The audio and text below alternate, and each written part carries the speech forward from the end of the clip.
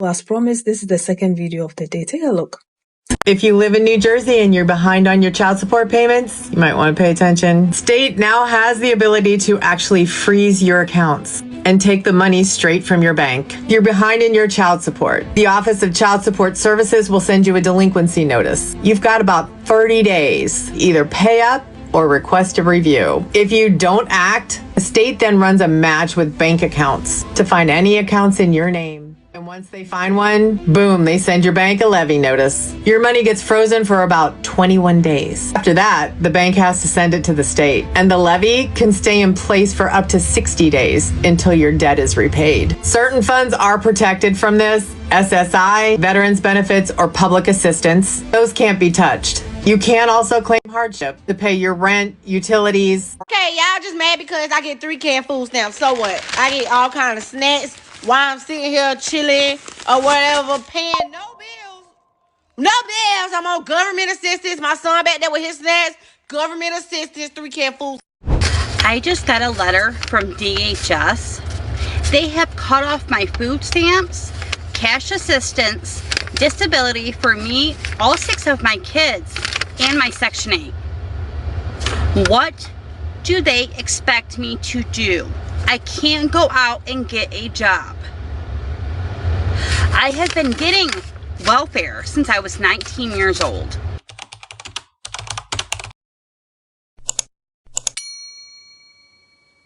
What's up and welcome back to the channel. It's Crystal, your favorite social worker, and today I'm going to be discussing the food stamp benefit outrage that has been going around on social media. For those, what do you guys not understand about my post? You're really arguing in my post. White people are not the problem in America. White people are not black people's problem in America. The problem for black people in America is the black community holding you back from any type of way to succeed in America is your own community, and it's not everybody. But let's be for real. And I don't want to sit there and act like I'm attacking only black American mothers. It's the fathers too. Oh, it's the seed poppers who every few years you go and live with a single black mother of 5 and you give her a 6th.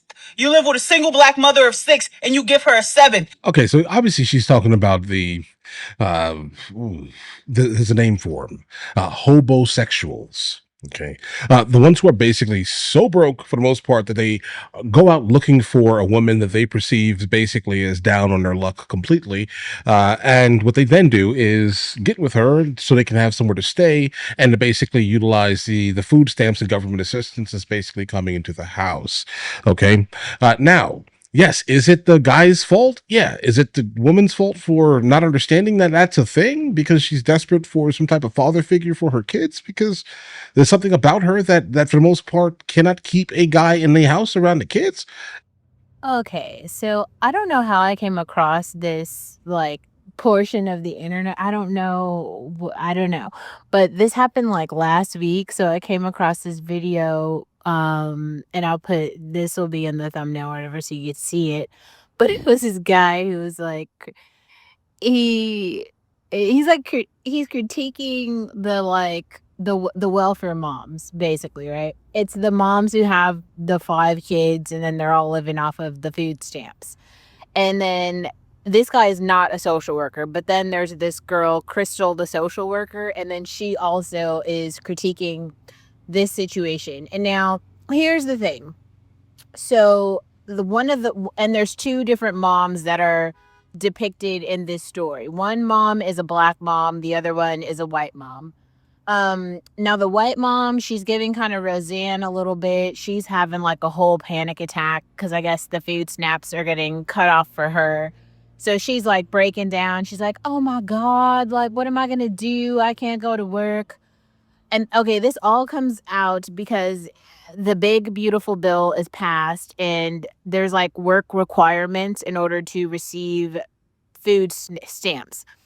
But then these women, I guess there's some situation where if you have children or something, I don't know if it's a number of children.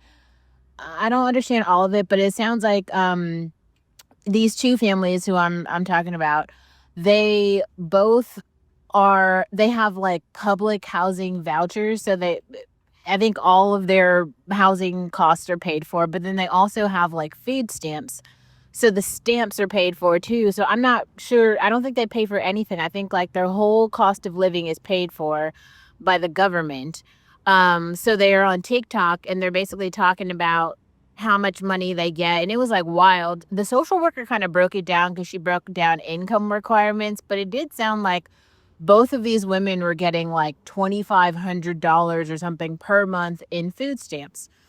Okay, so then all of these other people kind of come on and describe like the downstream effects of those women being in those situations, and how that precedent opens up those women to be taken advantage of basically by homosexuals.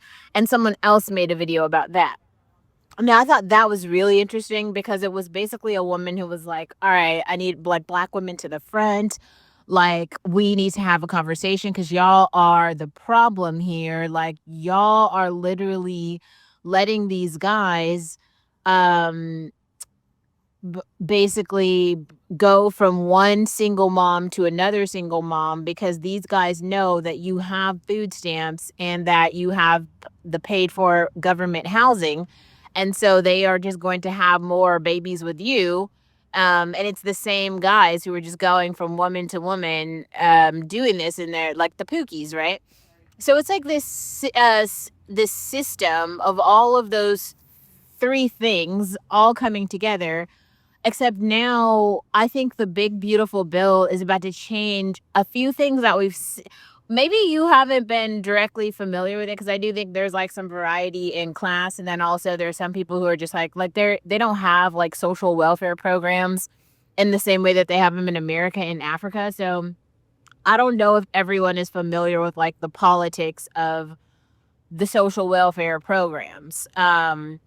So yeah, like, but the big beautiful bill is changing some of the requirements to get the program. Like, I think public housing or something is only going to be available for a particular amount of time. Like, I think you might get phased out or something after like a year or like 2 years. I don't know how long it's going to go on for, but yeah, it's not like forever. Like, and I think there are some people who have been on it like generationally forever. I feel like I have some family members like that. My family is very large, and I don't know everybody's situation, but there are some people who their whole lives are just, they are born and they are prepared to go access public housing, and that's the story. Like, they don't even have any ambition to get a career or job because there's no need to. They're like, their ambition is to get like the funding. It's kind of strange when you really think about it, because everyone else is like required to participate in like the civil version of society where like we have to pay the taxes, but then like those people don't. It's weird. But I think that it's going to change so many things, because now so many people who weren't required before to participate will have to participate.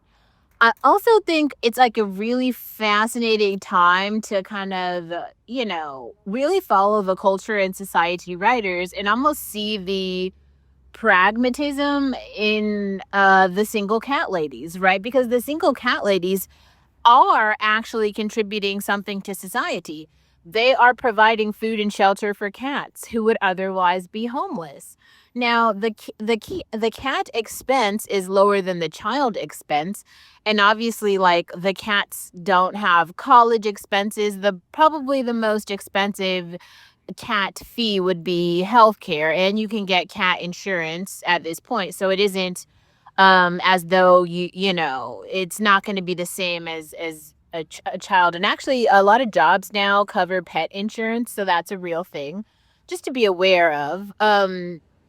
I don't know. I think the conversation is just a bit interesting, and I wonder if you guys have heard these stories before, because like I really hadn't heard the stories before. And so like when I saw it, I was like, oh my God, I just kind of wanted to create a space to talk about it and then clip what I saw from those like three creators, just so that like other people kind of see it too and just participate in the conversation. I wonder what you guys think. Like, do you know anyone who is like a generational, you know, public housing recipient or something? And why do you think that over time, over multiple generations, they would still like not work or just get an apartment or something? Isn't that, it's weird, right? I don't know. What do you think? Hello, my name is Olivia. Welcome to my channel. I like to sit around at coffee shops or at the beach and talk shit.